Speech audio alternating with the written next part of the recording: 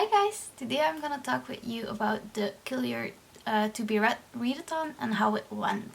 And this is what I actually finished. I only finished 4 of them, which I am gonna explain in a bit why that happened. I'm mostly gonna review the 4 books I read in this video. I'm planning on maybe making a little review video at the end of every month about every book I read that month. The first book I read was Heartless by Marissa Meyer, for any hardcover you want to read, and I absolutely loved it. I rated it 4 out of 5 stars. It was my second fantasy book after The Cruel Prince, and I didn't really know what I was getting into as the back of it doesn't have any info. I decided not to look it up. I just added it in my Goodreads as reading, but I didn't read what it was about. I didn't read the blurb on the back that was given to me on Goodreads, and I decided just go for it. So it was a pretty big surprise that it was actually about Alice in Wonderland, and I actually really loved it. I did not expect the Wonderland turn, and once I figured it out, I absolutely loved how every character of Wonderland was put into it. I loved the extra characters. I loved how not everything felt like necessarily the Wonderland world we know from Alice, but it was Wonderland, but somewhere in Wonderland. It wasn't necessarily that hard Wonderland. And that was really nice. It felt like it was kind of used from another story, but it was a separate story, and that's something that is really hard to do in my opinion, so I was really happy with how it went. A few of the bad points I pointed out on my Goodreads though, why I didn't give it a 5 either, is that some ways of behavior, how they are told and described in the story, are a bit repetitive, like stuff like how they move their feet or whatever. It's, yeah, nagging, I know, but it got kind of repetitive for me and boring after a while. I stopped really paying attention to those pieces of info, so... what I absolutely loved and wanted to point out as the last point, as I don't want to make the reviews too long, is that I loved the characters. They were all, again, really Alice in Wonderland, but also really not. They were their own persons next to who they were in the Wonderland we know. I loved the Joker. Like, absolutely love. I don't easily fall for male characters in books, but I absolutely loved him. And I loved his companion, Theo. I'm not gonna talk about that as I kind of feel like it's a bit of a spoiler, so I'm gonna shut up. Next book, Shatter Me by Tahira Mafi. I already had this series in Dutch and I read the first 2 books, so it was kind of a reread for me. And I read it for any, why do I always say softcover? I'm sorry for that. Any paperback is a word. Any paperback you want, because I really wanted to restart the series.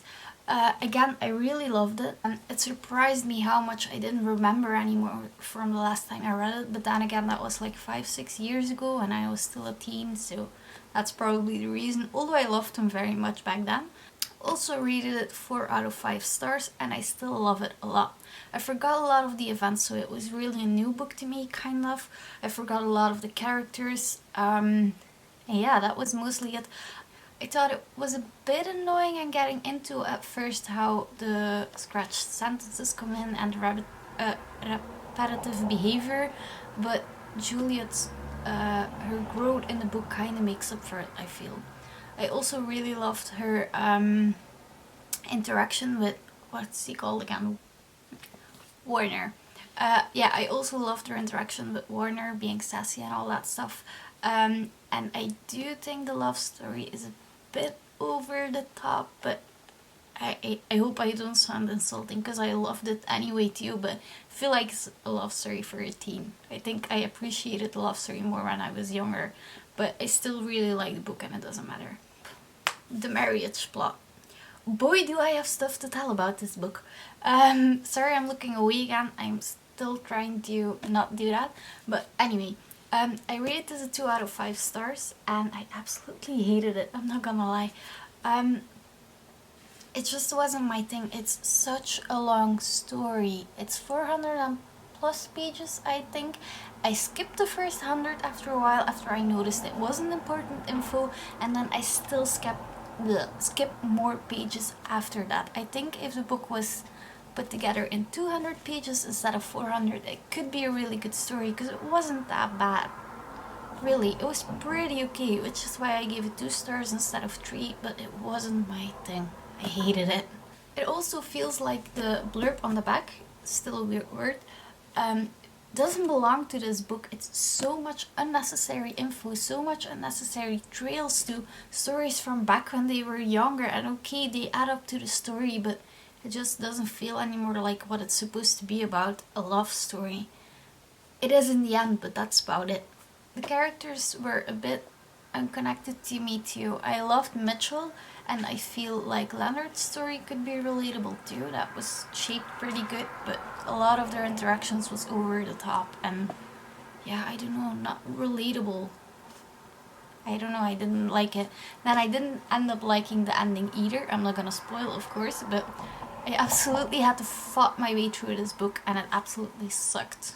I'm sorry. Next up, One of Us is Next by Karen M. McManus. I already read the first and other book. I think this is a 3rd book, which I also loved. I rated it a 3. Well, I ended up rating it a 3 because I originally rated it a 4, but I felt like the 4th star was stuff scraping together to give it a 4, and that didn't feel right, so I ended downgrading it again. But I mostly feel like I already read this. It was, I don't know, it clearly reads the sequel to One of Us is Lying, so maybe I was expecting a whole different story to art, and that's fully on me. That's why I gave it 3.5 at first, and then I ended up giving it a 4 because the other half came from how good I thought the ending was, but I just rated it down again because I really felt like I already read the story. It was good. I liked the characters. I loved that Maeve came back and Bronwyn, and we saw a bit more about the others from the first book, but it just didn't grab me as much as the others did.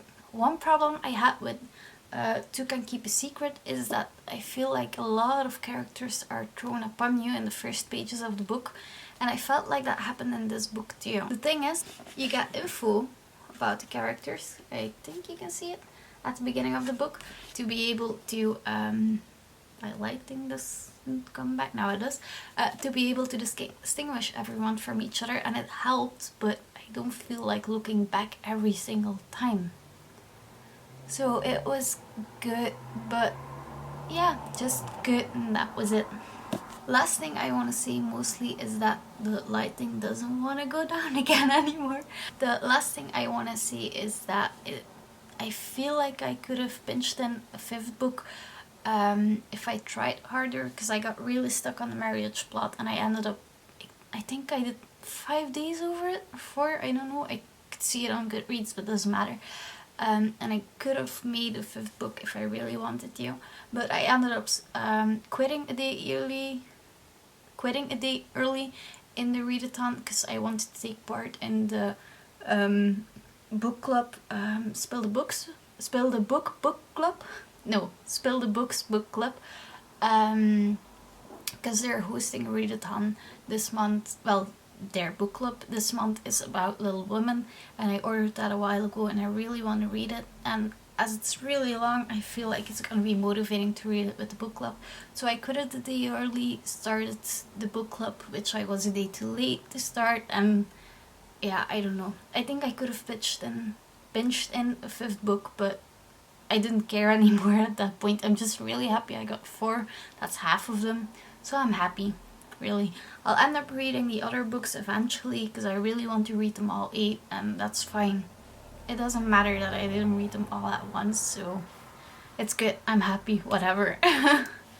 I hope you like this video. I hope you keep watching my videos. Again, thank you very much for all the good feedback I get. Sorry I couldn't pinch in more. I feel like I disappointed you all. But anyway, thank you, and I'll see you next time.